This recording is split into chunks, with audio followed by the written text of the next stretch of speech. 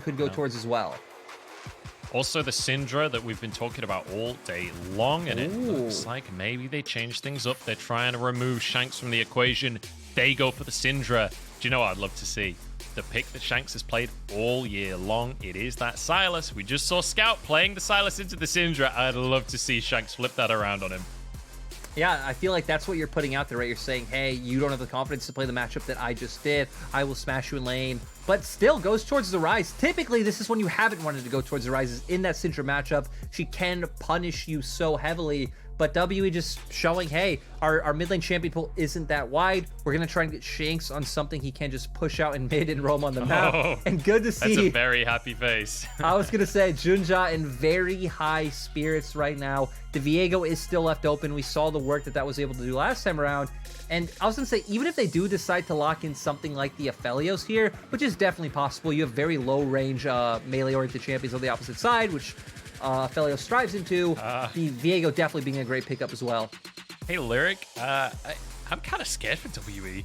This is 3 incredibly powerful picks on 11.15. This feels like Exodia from EDG. Munch, you put out a tweet the other day that pretty much pointed out the win condition of teams right now. What was that again? It's just locking Viego. Yeah. Just locking Viego. They've done it. They have done that. They've done exactly that. They've also locked in Aphelios, which has been crazy recently. They've also locked in the Syndra, which got buffed on this patch and it's been taken over. So feels pretty good for EDG. Elk gonna answer with the Ashe. And now to the bans. Thresh is like pretty much the mandatory ban when you're against an Aphelios. Yeah, now I'm more curious to see where do EDG go. Gonna ban out top laners, which makes sense, right? I feel like in terms of champion pools, the biggest difference will be in top lane. Flandre not having that GP available, just really scared of these globals coming out. GP, Kennen, Barrage, right? Very good against immobile carries, which EDG do have 2 of right now. You could always look to take something away like the Jayce as well, just assuming that Flandre doesn't have anything he could take into it. But knowing WE, right, they're going to pick support on 4, and they're going to save that counter pick for last. So I'm wondering where WE will want to go with their support pick, because EDG right now are playing with a ton of range, and you need something that will be able to close the distance. Nothing really too friendly to blind pick, though. Things like the Alistar can be quite rough. I mean, there's an argument to be made that you take away something like the Braum with the Tom Kent, right? Something that maybe Meiko would like to go for alongside the Aphelios. Good with the Ashe as well. It doesn't really tick the box of that hard engage that you're talking about, but perhaps could be a denial pick. And you're right, they could even just opt into playing at 1-3-1, right? They already have the Ryze available. If you pick up something like a Braum here, you then do just have disengage in your mid lane. You have a strong 2v2 down in the bottom side, and you just play through 1-3-1. But then, I feel like what you're doing is conceding all team fight power over to the side of EDG. Yeah. So I just want to quickly confirm as well, that second Renekton, that is just a blank ban. They chose to not ban anything here, and it will be that Braum locked in, so strong 2v2 down in the bottom side. EDG, they've got to round out their composition, and importantly, they have to go for a blind pick up in the top side. And that's what I'm most curious to see, right? Where is Flandre going to go? We already hit on something like the set. His most played champion all split long can just absorb pressure. Kennen, he has had some good performances. You are giving a lot of benefit to the enemy. Valuing things like magic resisto can be a bit rough, but still WE's team relatively squishy so far, and I wouldn't mind seeing either of these come out right. I think Braum neutralizes both of them, and the laning phase doesn't really matter. It's going to be about what you can do in 5v5. So I wouldn't really like the Recon. Sure, you have a better laning phase, but I would prefer to see more of a front line come out from the side of EDG. And importantly with this Kennen as well, Flandre looked great on it in game number 1 and 2. Even though the whole team fell apart in those games, I think Flandre, as you said, was the stand-up player. That was the Kennen we got to see. It's very much a pick that Flandre's lent on all year long. And now Breathe, with the counter pick, can go wherever he likes in this top side to try and take over. Jayce is what he's going to hop. I wouldn't be surprised if he does go for it, right? We already talked about playing out through side lanes. They also do have a bit of poke coming out, right? Just you playing off you and the Ashe spamming volleys and you really being the highlight carry. You have 2 other long-range champions on the opposite side, so at least your accelerated shock blast will be able to hit them. And I think both compositions, right? Decently strong team fighting on both sides. I think EDG's looks more like big 5v5 oriented with things like Rells, like Aphelios, like Kennen. Yeah. So WE's, I think, doing a bit better in smaller skirmishes with the Braum, and then definitely playing out through picks. You have the Ashe, you have the Realm Warp in mid lane as well, so you have a lot of ways of being able to get somewhere first or catch someone off guard and find those kills to turn those into objectives. So kind of looking at pick and side lane prio against full-on 5v5 team fight. And it feels like that's a first sweep if they could finish things out strong. But WE, not going down without a fight. Not over until it's over. They want to make it to that upper bracket semi-final. And we do have, I'd say, a lot more volatility on the Rifts right now, Munch. Kennen versus Jayce, Syndra versus Ryze. A lot of these matchups at WE is EDG going in. We've already got fights at level 1. Breathe kicked out on the top side as Jiejie getting chased down by Beishang here. That's a lot of damage. Flash available for both players. Shank's moving over as well. Jiejie won't have to flash just yet. Has popped a pot though, so, well, at least a stack or a couple of stacks of his refillable potion. Will just be the back away here from WE in the end. They wanted a little bit more. They forced them back. And it will mean a late start here for EDG. I think he might be a little bit slow getting to his red buff. Yeah, looks like they should arrive about the same time. I do want to highlight one thing we see in the runes, right, is Flandre going for the summon Aerie. Not something you see all too much picked up against the Jayce. Kennen's auto range actually is slightly higher than Jayce's. I think Jayce's, off the top of my head, is like 500. Kennen's is maybe 550. But still, this isn't a lane you're really looking to just like poke out the Jayce and run through that way. It's typically been more about like all-ins coming through. I know some people in this matchup have run things like the Electrocute. You have seen things like Spellbook in the past. But Flandre wanting to go with more of this like poke, very aggressive route. Yeah, look at the aggression in this bottom side. The Hail of Blades Ashe coming out from Elk doing so much work onto Viper. And this is the strength of this 2v2, right? The endless slows, the endless CC, and the follow-up damage coming out from the Ashe. It's really difficult to deal with, and it will mean that Viper should have a relatively difficult laning phase. Yeah, so WE going to be able to do a nice job of trying to deny them. One of the great things about Aphelios is not only scaling, but how strong you are in the laning phase.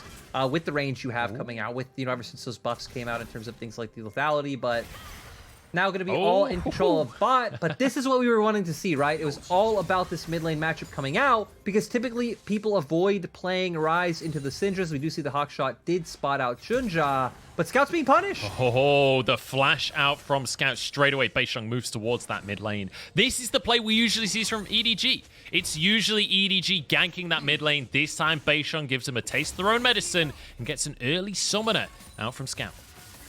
Yeah, Scout was trying to build up a big wave and then deny him minions and return, right? Not going to be allowed to do that now. Does have to pay a bit of respect. You can see him on the minimap not walking too far forward, because there's always a chance that Beishang is just over that wall, tags you with the W, and then goes in.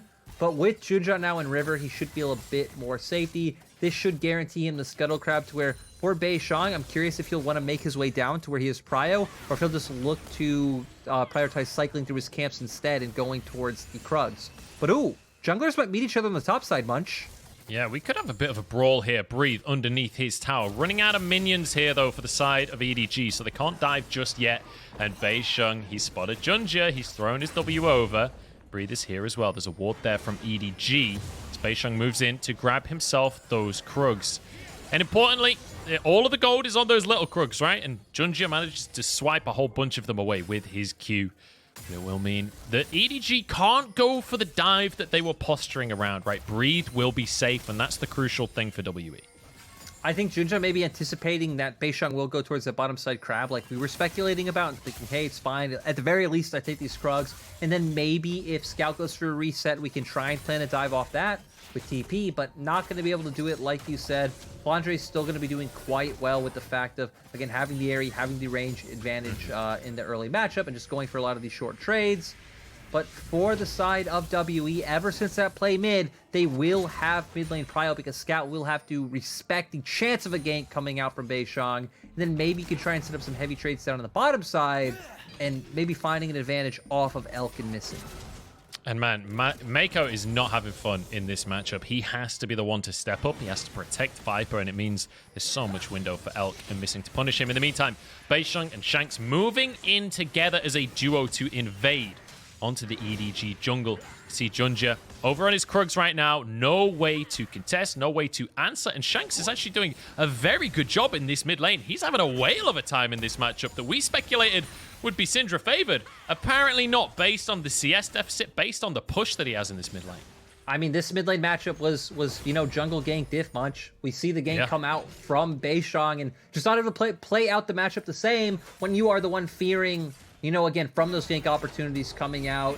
He saw that Beishang was hovering around mid lane not too long ago, and now Meiko's low. That's going to be the flash burn already. The stun came through. Viper at least able to answer some damage over, but a good attempt there from WE. Importantly, burning that summoner spell. Yeah, really nice coming out from their bottom side. And even vision so far from WE's been really good, because even just about a second ago, Jiejie was showing on a ward around mid. So all three lanes of WE knowing they're fine to look for these aggressive trades. WE also off the back of that trade in bot side is going to be able to pick up this dragon. So now we're going to keep our eyes on if EDG can answer on the top half of the map. At the very least, looks like they should be able to steal some camps. But still, WE feeling a lot better about that trade. Yep, so chickens will be the answer, but I'm not sure chickens are quite as mighty as the Drake. I mean, both technically came from birds, right? Well, I mean, Drakes are made up, so maybe not. But dinosaurs are birds, so I guess there's some kind of parallel to be made. Jiejie doesn't care about birds. He cares about breathe right now. Flandre toying with the idea of a dive, but missing in the meantime. Gets his back stopped here. Meiko moves over as well. They kind of want to make a play, but missing will be fine. I'm looking towards the top side where both junglers are right now. Me too. I'm a bit surprised we didn't see Shanks hover up towards there, but Shanks is coming down. Forget the top side right here. Viper's in trouble. Has his flash realm up coming on through. Flash already used by Viper. He's slowed. He's taken down. It's a bot diff with Shanks roaming as well. Both carries grabbing a kill, and WE find a window. And we see EDG's bot lane wanting to play aggressively, but when you give Shanks the opportunity to play these roam-heavy mid laners, he's always gonna go for the window. Makes his way down, they pick up the kills. Elk and Shanks both getting one apiece. I think it's going to feel pretty nice, as we're going to see what happens here, right? EDG trying to force this wave into turret. EQ comes out from missing onto Meiko, and then their bot lane just feels comfortable walking forward to whittle down Viper. Doesn't have much mana himself. They are able to force with the flash. Elk could have secured that one, but Shanks going to come in, pick up some gold for his troubles of having to travel all the way down towards the bottom side, and a nice little gold advantage for the side of WE. Honestly, that entire play, it's just approach velocity diff, right? When you're playing Ashe, you run approach velocity, you get one auto in. If they're near your tower, you will chase them to the ends of the earth. And it's important that Elk and Missing are doing well in this 2v2. That was the part of the map that I think most people were worried about in this matchup. Elk managing to get that third all-pro team. A lot of people questioning that decision, but he has shown up in this series. And now, we're going to see WE moving that pressure to the top side as they start off the Herald. WE doing such a great job of utilizing mid-pressure ever since they did get that at level 2. Just moving consistently as Scout. Not going to be able to find anything. Really nice shield coming out from Missing to make sure nothing goes down. But EDG at least going to be able to find something in the bot side, right? Not like game 2, where we see EDG kind of split their focus on opposite sides of the map and lose out on both. They are going to be able to funnel some plates into Viper and deny Elk, who might get punished. Oh, Missing's here. Missing is here. They should be okay, but Jiejie's still around. Meiko, level 5 right now, looking for a Hex Splash. They're just going towards Viper. A TP as well. Meiko, but just gets denied by Missing. That was beautiful. The Heartbreak in. Meiko, 1 HP. Elk still surviving for the time being. He's 1 HP as well. Goes down to Scout in the end. I think the Ignite, no, it must have been the Unleashed Power finished him in the end. But EDG managing to just about win out the play. I was going to say, though, that was so dicey. It looks so bad. WE almost turning it around, almost getting out scot-free. If Shanks had a Realm Warp as well, that'd potentially be some kills over to the side of WE. But hey, it might be messy, it might not look the cleanest, but still, EDG able to get something out of it. They are still a bit behind in terms of gold. We're going to see what happens, right? EDG feel comfortable going for it because they know they're going to commit 4 members. Missing with a really nice ultimate. Then you see Heartbreaker instantly having to come out for Jiejie because he was taking third as well. We see the ult thrown out by Viper in the end, and Scout able to pick that one up. I'm also not quite sure how he did secure it in the end. I think it was a Scorch. Yep, Scorch, Arcane Comment. maybe, you know, something in the runes or something picked it up for the side of Scout that wasn't just an immediate ability. And now we're going to come back, Dragon up in 120, EDG starting to control this bottom half of the map. And with items still relatively even, I feel like what EDG are doing now is quite nice, moving support and mid laner together, because once we get back to stagnant 1v1 lanes, Shank should once again just be able to throw E's and Q's at the wave, be able to clear that one quite fast, and keep on the momentum he had earlier. I just want to reiterate as well, missing, that was such a beautiful ulti, right? Being able to deny the engage from Meiko almost gets him killed under the tower. But then also, beautiful Scout of the Week from Scout that cancelled El's auto attack. He'd started the auto animation onto Meiko that would have finished Meiko off, and Scout of the Week stopped it. As Junja manages to smite his chickens away there. Remember that Herald in the pocket of Beishang could move down towards this bottom side because Drake's up in 30 seconds. They've got Prio in this lane. Those plays are getting relatively low as well, so it could be a potential play to be had on towards that bottom lane goal. That's the play I'd like to see come out from W. I think EDG even expect it, which is why Juja is going for his recall right now towards the bottom half of the map. For WE, just send mid and jungle down here right now. Drop the Herald. You should be able to break this turret down and then just instantly turn towards Rift Herald, turn Dragon. So I feel like EDG's only answer is making their way up towards top side. Scout trying to clear some vision in the jungle. He's going to be able to deny one ward here. He's moving over, but I don't think he can actually commit to this one, at least for the time being, as this tower will go down, missing, staying out of range, making sure that he's not taking that plate gold. This will be the first tower of the game, going the way of WE. And importantly, look at that gold lead, right? 2,500 gold in WE's favor. This is the early game that they needed to have. An arrow goes through, but Meiko, good crash down. It's going to be the Moonlight Vigil as well to make sure that the Gravitum is procced on absolutely everyone, and they cannot push any further forward.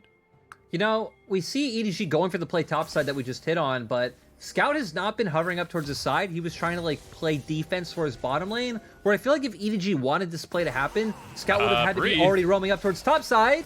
I don't know. He just walked up to the brush and stood still. He was dropping a ward over, I think, but we'll be fine in the end. Drake goes the way of WE. They got their tower on the bottom side, and Breathe will be fine. I was real nervous for Breathe there when he walked up to the brush, but he gets away with it. There was no support from Flandre because there was no wave, and so he'll be able to reset without going down. Shanks also would have been able to follow at any time from what I was hitting on about Scout not really playing denial towards the top side, so relatively fine. WE now can go to change their lane allocation. Bottom lane going to be up towards the top side, trying to get some more plates under their belt, though they do only have 1 minute left on that one. And for WE, I feel like you're still just playing around the push that you have from Ashe right now, as well as Ryze. And that vision clearing right there from WE, a very important development from the team across this series, because we have seen so many flank TPs from Flandre across the course of this best of 5. Feels very important that WE are getting wise to EDG's tricks. Yeah, EDG, speaking of their tricks, going to be hovering around mid with the Kennen, but I think Beishang did spot him out. And I remember me and you having a conversation the other day about Flandre, and one of the big key points that stood out to us was the fact that Flandre is someone who loves to look to make plays for his team. I'm going to pause, as I don't think anything is able to happen. How did that not hit? That looked like it hit to me. Looked extremely close. Yeah, it's okay. They're backing away. Herald is coming up shortly, though, and it feels like WE really want it. Yeah, WE starting to get that vision down around the top half of the map. Both top laners have TP, so no real TP advantage anywhere. Yeah. Shank's going to go and get the Prio base, though, so already going to have his Mythic available. Everfrost now on the board. And it feels like in terms of items and stats, right, we just have pure stats advantage on the side of WE right now. A bit caught up by EDG with the fact that Junja and Viper also did just recall and pick up those mythics, but still a bit of a tempo advantage on the side of WE coming back towards the top half of the map first. They already have vision, and that looks like it should be an objective that they are able to take relatively easy, especially with the fact that Breathe is pushing out, can go for a base right now and start walking his way towards top side as well. There is the conversation of compositions, though, right? Because we talked about EDG very much about the 5v5, and perhaps this Herald could be an opportunity, or do you think that it's just item difference is too much at this point for EDG to be able to try? I think the thing we're looking at is the angle. If Flandre can find an angle onto the team, right? If Flandre can find an angle, which they don't have any deep wards for TP to come out, I think it definitely is winnable by the side of EDG, but it looks like we're never even going to get to that point because the lack of vision means EDG don't even want to try and contest. So WE, it's about playing the game cleanly now. It's about snowballing. They get themselves this Herald. Good shot blast onto Meiko as well as missing. Steps forward, throws a bag of money at them, which, you know, in ordinary circumstances, you'd like a bag of money to be thrown at you, but here, not the case. Shanks is going to move up onto Scout. Scout of the week goes wide. It means Rune Prism, Everfrost, everything goes down onto Scout. He still nearly kills Beishang because he's playing that out-skill champion. It doesn't matter. He goes down. The Herald dropped. This is going to be a top lane tower for WE. I mean, W with a nice job of checking up towards that top side. I think with a nice read that Scout potentially could be there looking for that pick. At the very least, it would drop that Herald regardless. So Scout, thinking he can find the 1v1, not anticipating this. Oh, and they realm warped it. Yeah, once again, WE gonna do a nice job of another map rotation with the Realm Warp. We saw this earlier on in the series. WE have been so clever with this tool to be able to find ways to get ahead, to use tempo, to move on the map. This time, really clever, moving that Herald up towards the tier 2 turret. And you know, the Observer went to the bot lane, then went back up top, and they were at the tier 2. I thought my brain had lagged or something. It was the Realm Warp that cut a chunk of time out from the play. I mean, this is just unfortunate from Scout. Just gets caught out.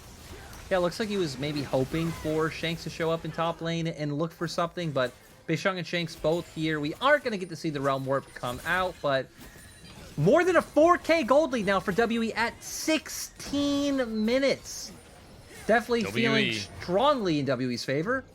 Yeah, they've just got to hold on. They've just got to keep this going. The thing is, when it gets to the late game, the 5v5, in theory, should favor EDG. So it's about WE maintaining this pressure. Oh, hang on. That's the Scout of the weekend. Beishang's in trouble. The TP, the arrow comes across as well. But the damage out from WE, they just dive on in and obliterate EDG. Forget the 5v5. Let's have a 5v4 before the TP can even come on through. That's an ace. And that's a dominant lead for WE. Forget the late game because WE are looking for their win now. Even gonna pick up the dragon as well. So not only completely wiping the side of EDG, also gonna put themselves on soul point, also picking up the mid lane turret. And WE looking to make their way up towards that winner's bracket against FPX. We're gonna get to see here Scout of the week coming out from EDG. EDG are the aggressors, but W realized, hey, numbers disadvantage. We have everyone here. Arrow comes out. We can just turn right now. That is exactly what they go for. And by the time Flandre is even part of the fight with the slicing Maelstrom, your team's already gone. Your team is already dead. The arrow hits onto Scout. He doesn't get to do anything the entire fight. Doesn't even get to... I mean, he pressed his E to start it off. That's all he gets to do. 8-1 on the scoreboard. It's a 7,000 gold lead for WE, and they have drawn us through an unbelievable series here. I cannot believe we went the way of 5 games and EDG. They got so close. It's not over just yet, but it's a massive lead for WE. And I'm starting to feel like for WE to lose this game and this series now, it needs to be a bit of a throw. Yeah, it definitely feels like that, right? WE are just so far ahead. We even start looking across the board at a lot of the items coming out. Almost everyone at least half an item up, and even Shanks making his way towards the second item as well. So just 2 strong stats on the board for WE. They can force any fight they want at this point. They will also still have pressure coming out on the sides. And WE have actually been the superior team at rotating around the map the whole series. They really have, and especially with this Ryze. This Ryze is the key to everything so far in this game for WE. They've used this Realm Warp so creatively, and I cannot sing enough praises for Shanks in this series. Here we go, missing in trouble, but Meiko's in more as he just gets annihilated under this tower. Tier 2 will fall. That is so many tier 2s. We're 20 minutes into the game. WE is so damn good at just snowballing an advantage from the early game. We've seen it time and time again in this series. And they're almost at a 10,000 gold lead, Lyric. We're only 20 minutes in. Is this game 2 all over again? It looks like it. WE are just not afraid to slam their foot on the gas pedal. They're able to use their advantages, use their pressure point, push that forward, make their way into the enemy jungle, and try and look for more as Flandre. Oh, no. Oh, he's been caught. He doesn't get to go for the recall. Slicing Maelstrom in, but he doesn't have the damage to answer. Breathe, looking for more. Flashes for a thundering blow. Brings his own taste of lightning and wins out the 1v1. Everything is going from bad to worse for EDG. Yeah, just, I mean, overstaying, looking to punish because rightly so, right? He saw so many members on the bottom half of the map, but I don't think Rune would have changed that. We even see there, right? You bring the Aerie, it's complete laning Rune, really offers you nothing in these like later skirmishes or 1v1s, especially these all-ins. Gets completely bursted out by Breathe, who is just ahead in terms of items and damage coming through. And now for the side of WE, I mean, with the fact that they're on Soul Point, right? I feel like realistically, it's game 5. You can take it slow. You can wait for that one to come out. But I wouldn't be too surprised to see them start playing towards this bear and start trying to bait the enemy into you. You don't have the best turn coming out, but you do have the Enchanted Crystal Air to try to start things off and chain Beishang into fighting and engage. You do have Accelerated Shock Blast as well, as we see right there, hits like an absolute truck. Oh, it's stun onto Missing, but honestly, I think Missing actually won that trade against Junja, which is not a great situation for EDG to be stuck in. Elk with Prio in the mid lane. You can see Shanks pushing up in the top side as well. There are no tier 2s for the side of EDG, by the way. So if they get caught out in the river, if they get caught in the jungle, they're doomed. It's going to be Baron started up. We talked about the Mojo. EDG feel like they have to contest. They have to stop the bleeding at this point. Missing, knocked back by the Scout of the Week. They will be able to stop the Baron happening, at least for the time being. Yeah, EDG have a lot of long-range damage. Again, maybe not the best choice coming out from WE, but it's the choice that we love to see here in the LPL. At least give it a go. Get on the Baron, try and pull the enemy in. Maybe you sneak one. We've already seen WE do that this series. So it's worked before. Why not? I mean, they already have their side waves pushed out as well. You already have all inner turrets down. There's really no prize left on the map for the side of WE, right? Sure, there's enemy jungle camps. That's really about it. You can try and push out sides and make your way into the enemy jungle and try to find a pick. But in terms of, like, big neutrals you can take, I mean, EDG have good wave clear between Aphelios and Syndra, so you really shouldn't be able to break down an inhibitor turret. So Baron, I think, really being one of the only options left. Definitely not the only option, but options don't matter anymore much because Dragon's up. Yeah, exactly. That's the option I'm keeping my eyes on. 30 seconds until the Cloud Soul comes onto the map, and it's a soul that could decide this entire best of 5. And EDG fans out there that are watching and listening right now, you've been here before. But I will say, every other time that you've been here, you've defeated WE. Every single time EDG has been in this situation in playoffs, they have managed to take down WE. It's happened 3 times in history. It's happened the full distance every single time. But there will be no contest on the Drake. It will be WE's day so far as they still maintain a massive gold lead. They get themselves a Dragon Soul, but this does mean in 6 minutes time, Elder Dragon will come onto the map. And that's always going to be a bit of a gamble for the team that's in the lead. I was going to say, right, that's kind of the best thing EDG are hoping for at this point is like, okay, let them have the soul. We wait out the 6 minutes. We hope for a flip at the Elder, and we just need Junja's Smite to be better in this one moment. W, I think, hoping not to let it get to that point. Already starting to clear out vision in the enemy topside jungle. We can see on the mini-map, Shanks is pushing in that top wave, and Elk going to default back to mid. And W probably setting up to start up this Baron once again. Oh, or just go straight on towards Junja and take themselves a little wolf instead. I think it was actually Junja that got the wolf in the end, but WE, I love this aggressive positioning. I love that they're trying to brute force their way forwards. Shock Blast narrowly misses all 3 of them there. That would have been a massive chunk of damage. Just Breathe. 2 items completed here. He's 1 auto attack away from fully stacking his Muramana as well. And there it is. That's the Muramana finished off. 2 items on every single carry on the side of WE. Same can't necessarily be said for the side of EDG here as Beishang starts this Baron off. And W going to go for this. EDG potentially have an opportunity. They do have a ward available, as we just saw, for Flandre to be able to come with. Not a lot of magic resist on the side of WE just yet, so Syndra and Kennen can still get a lot of value. Here we go, Scout looking for a Scout of the Week. It goes wide, though. There's a Shock Blast in. Meiko is so low on HP. There's the engage coming on through. And they're gone. They vanished. Flandre gets a huge ulti, but the health bars are still going strong for WE. They're low, but not down. Flandre. Oh, they've turned it around. Viper, the man that had to make it happen, annihilates WE. They don't take the Baron. They don't take the fight, but they hold on. I mean, if that had been a bit different, right? Had they been able to hold on a bit longer until Flandre had gotten there, could have been a completely different fight. But still, I think EDG gonna be happy with the fact that they don't end up losing this Baron. They are gonna posture. We see Scout of the Weeks come out, but not able to hit anyone. And the fact is, Breeze's poke already doing so much. They find the all-in onto Jiejie. But then Flandre coming with the hero play, finding a massive 5-man slicing Maelstrom. Scout off to one side, then Viper trying to take this into his own hands, throwing out the ult, flashing in as well, but Breathe noticing an opportunity, flashing in hammer form, going for that Q. And man, still, EDG saved themselves from losing the Baron, so it is a bit nice. You traded with a team that is like 7,000 gold above you, but still WE going to be the team completely in control of this game. Viper gets a massive influx of gold there, but you know, I've never seen a play that more accurately pronounces, I don't think so, buddy, than Breathe jumping in onto Viper at the end there. Viper's already used his flash and just gets blasted by the hammer. And it feels like Breathe finally having a really great game in this series. He's not really been the highlight player for WE across the course of this best of 5. They've not really played as much towards him and not set him up on those carries like we're used to from WE, but that's the thing about this playoffs performance from them. Oh, bit of vision outside of the pit here from the side of EDG. Observers just showing us. Remember, Realm Warp available. So WE can always make sneaky Baron plays, but Viper stepping on forwards alongside Jiejie here. And WE, it feels like they're stalling out a little bit. They're not entirely sure how to push the game forward. For WE, I just want to see some magic was just built, right? I mean, sure, make your way towards your next item with Elk. I mean, he already has a Wit's End. But your other 3, I feel like you can cut down the damage profile by EDG so much, and you're ahead of them. So you already out-damaged them in terms of where you are at with your item breakpoints.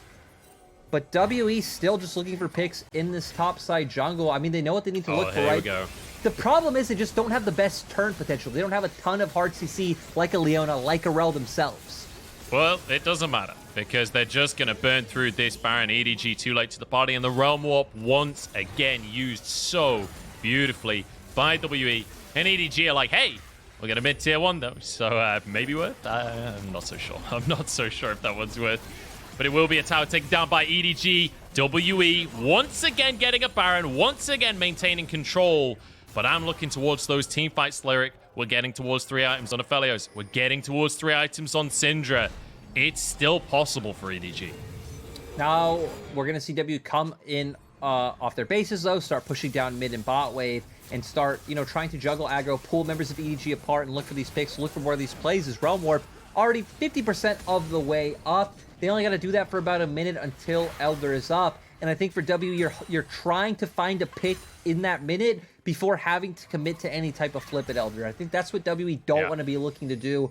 Use this Baron buff, either use it to, again, juggle aggro between mid and bot and force down one of these turrets by being able to use tempo to find numbers advantage, or if you find a pick, as they are trying to angle to do right now, you find one member and then it becomes safe to look for objectives. But for WE can be a bit too risky if they do just wait and default to playing for Dragon. And honestly, your eyes have to drift over towards Jiejie. He's been EDG's savior in this series. He was subbed in the final hour when they were 0 and 2 down. And it could be down to a smite fight over that Elder, but not just yet, because the siege on this bottom lane in Hib Tower continues. Viper takes a massive chunk from Breathe there. But these Baroned up cannon minions will finish the tower off. WE can keep this up all day long and then send someone over to just solo away the dragon. Jiejie getting creative here. He wants to find the engage. He wants to find a way into the fight. Jiejie gets a stun on Beishang. Well, that is all he will get for now. Shanks is over in the mid lane, sieging by himself, trying to get a bit of pressure elsewhere on the map. Elder Dragon is now live on the map. Scout takes half of his HP. That's going to be a pick coming on through. It's Jiejie caught out. Heartbreak used. Flash used. He has no way into Dragon Pit now. That's both of his gap closers. And the Realm Warp, once again, the signature play from WE. That's an Elder Dragon in the bag. And they just burn it so fast. There's no response time from EDG. And this looks like it's it, Munch. They can just start going down towards the mid lane. look to close this one out and look to make their way into the winner's semi.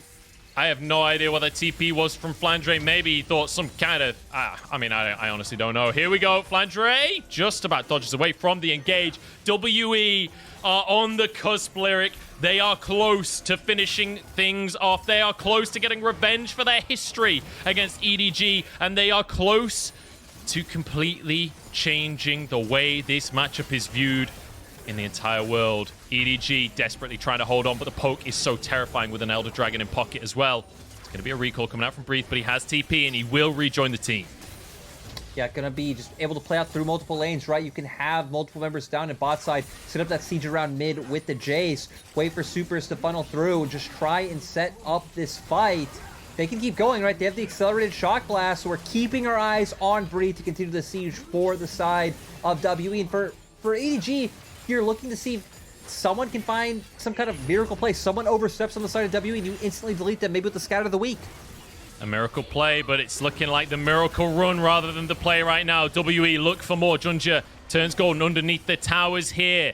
They're still holding on, but these Nexus towers are getting low. That's one down. WE, they just have to play at arm's reach. They don't want the full 5v5, really. They're quite happy to stay away from the enemy. Second Nexus tower low here is EDG looking for a way into the fight, but the Elder is still going strong for another minute. EDG have to hold on for so long. The flash forward from Shanks. Scout force out. Here's Slicing Maelstrom. Can EDG hold on is the question. Heartbreak comes out. EDG jumping in, but WE have too much power. They have too much strength, and they are desperate to rewrite history. Vengeance against their old rivals as they reset once more. They push the waves in slowly but surely. 30 seconds on the Elder. In goes Breathe. Meiko will fall. Everyone will fall. Viper taken out. And WE, they upset history and they make their name in the LPL. WE making their way up to what will be top 3 in the LPL. They haven't been top 4 since 2017. 2017 was the year where WE did win a split, where WE did go to Worlds, but with this young, with this newer oriented version of WE, they are going to be able to potentially make a deep run as they go to face FPX. An unbelievable performance here from WE and such a clean final game as well. Such a beautiful game coming out from WE, playing around these objectives. These realm warps are exceptional. We were saying that Shanks was a Silas one trick. Get that out of the books. Forget that narrative. This guy has depth to his champion pool. This guy has creativity, a rookie in the mid lane, and stepping up to prove he has earned his spot. Yeah, Shanks definitely having solid performances, solid playoffs so far, and all of WE, it just feels like there's so many things to praise him on, right? Because I feel like there's so many things we've seen WE do wrong that, you know, now that we're seeing WE do so many things correct, seeing the team fights coming out, seeing the map plays are able to come through, the creativity with the realm warps like you're talking about, it just feels like this team has grown so much. They've added a lot of different tools to their arsenal, and it feels like there's really no weakness to it. When you looked at the regular split, I feel like there were a lot of things you could have, you know, put out on a list of like exploitable, this isn't too good, this is bad, but so far, WE coming in strong, and there it is. Breathe on the Jayce, pop it off. Elk also doing a ton of damage, and once again, Beishang, Shanks, and Missing just left to be the facilitators. And it really was a beautiful way to finish out the series. And honestly, it got dicey for WE. Let's not forget, they were 2-0 up and still went to 5 games. This was as scary as it gets in a best of 5. And I want to reiterate something you mentioned, how young these players are on the side of WE. You know, Breathe, Shanks, Elk, all relatively young players in the grand scheme of things. Going the full distance in a best of 5 and having that mental fortitude to hold it together and play such a controlled final game is honestly just nothing but admirable. I mean, you look at the roster, right, and Missing's been here the longest. He's been with the team since 2018 summer, and then Beishang coming in 2019. So even those, right, that's not too long ago. I mean, that's 2 and 3 years ago, respectively. So very young roster in terms of how long they've been playing in the LPL, even younger in terms of how long this roster's been together, only for this year so far. And yeah, again, we get to see them go on to face FPX. I want to reiterate that for anyone who doesn't know that we are in the double Elan portion of our bracket. So EDG are not out. EDG will go on to face LNG, to decide which team sadly will have their playoff journey over and which team can maybe retool and try and fight for a higher place playoffs. Yeah, this is top 4, so we're in a double elim at this stage. So EDG not out of the running just yet, but that's got to be such a good feeling for the players on WE. And whoever owns WE, whoever runs the organization, I bet they've got a huge smile on their face after taking down EDG in the end, going full Callista and avenging the betrayers, as it were. But fantastic performance here from WE. And I think a bit of a watershed moment in this whole bracket, right? Where we've seen the 2 parallel miracle runs. We saw LNG actually taking a really good series versus FPX, right? Where they did go 0-3, but the games were exceptionally close. It didn't feel like a 0-3, right? Whereas WE, they upset that storyline. They maintained their run and have made it to the upper bracket finals. That is just such an unbelievable, unprecedented run here in the LPL. I mean, right, WE, I think a lot of people had high hopes for them, but no one expected this, and no one expected this so soon. A lot of people had them going to Worlds, but no one expected them to make such a deep run in playoffs. I remind people that they aren't guaranteed for Worlds just yet or anything along those lines, but I mean, with the teams they've beaten, right? With the way they've beaten teams, we've seen 2 3-0s, we've now seen 2 5-game series. They've shown they can stop people. They've shown that they could like stay mentally composed and come back. I feel like that is the scariest opponent, an opponent who you know can do a bit of it all. Yeah, and it feels like, as you said, they've changed. Well, not. I don't want to say they've changed their styles. They've changed the way they play the map, right? And that is a level of cognizance that you don't often see. And I mean, I want to mention something that you talked about during the drafts, right? Is that they actually kind of stuck to the game plan. They had a plan coming into this series. They were like, this is how we're going to beat EDG. And they stuck to that same draft strategy pretty much every single game, with a couple of minor changes towards the end of the series. And let's talk about our MVP, because it's the man in the mid lane in game number 5, the rookie for WE, Shanks, grabbing himself an MVP. I couldn't be happier for him. That's his 6th of playoffs. And I mean, if that doesn't show improvement, right? 9 in the regular season, then 6 within just playoffs. I don't know what else tells you that this guy has leveled up. The thing is, I think he's definitely improved. I love your draft point because it connects to this, right? Is that you can predict what W are going to do. You can predict what Shanks is going to do. Because I still do feel like Shanks' pool is relatively small. But comparing him maybe to someone like Cryan, right? You know what Cryan's going to pick every time, and Cryan, you know, looks pretty all right. Shanks, if he gets one of these champions on that he's going to pick every time, looks like an absolute monster. And we can see from the pick ban phase, it's literally impossible to ban out all like 4 or 5 of the champions he plays. He will always get his hands on something, and even in a game like this, where it's like, ooh, he has to pick Ryze into Syndra, that's going to be a bit of a rough laning phase. They adapt. They bring Beishang mid-level 2. They make it an easy laning phase for Shanks, and then he's allowed to have such a high impact on the map. So we know Shanks able to have a high impact, and WE willing to facilitate him to get him to that point. I just love the realm what plays. I love the creativity we've seen from WE. And I love that fight at 17 minutes, I think, is what really clinched it for WE, right? We saw EDG try and force a 5v5. They were trying to set Flandre up for an amazing ultimate and everything. WE having the presence of mind to just say, no, we're just going to fight you before the TP finishes. We're just going to annihilate you straight up. And I think there are many, many teams that in that kind of high-pressure situation would make the wrong decision, but WE sticking to their guns and knowing that they can win the fight, really exceptional coming out from the team. And I have to say, FPX versus WE, I'm not sure anyone was expecting that to be our upper bracket final, but I'm excited to see how it goes down. We're going to head over to the stage. We've got a winners interview. Wendy, please.